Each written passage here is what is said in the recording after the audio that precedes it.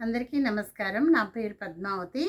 నేను ప్రతిరోజు అడుగుతున్న ప్రశ్నలను మీరందరూ ఎంతగానో ఇంట్రెస్ట్‌తో వింటున్నారు. నాకెంతో సపోర్ట్ చేస్తున్నారు.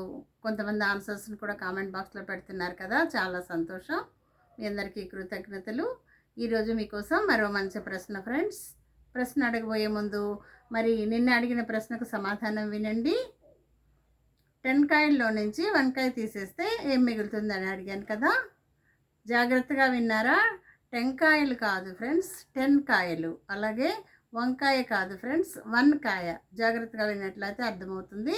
10 కాయలలో నుంచి 1 కాయను తీసేస్తే మిగిలేది 9 కాయలు. అది ఫ్రెండ్స్ ఆన్సర్. ఈరోజు ప్రశ్న వినండి. ఏసీ మధ్యలో ఏం ఉంటుంది?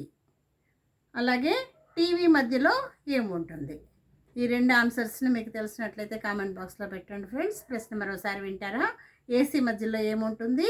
అలాగే టీవీ మధ్యలో ఏముంటుంది? ఒకవేళ మీకు ఆన్సర్ తెలియకపోయినట్లయితే రేపటి వరకు వెయిట్ చేయండి.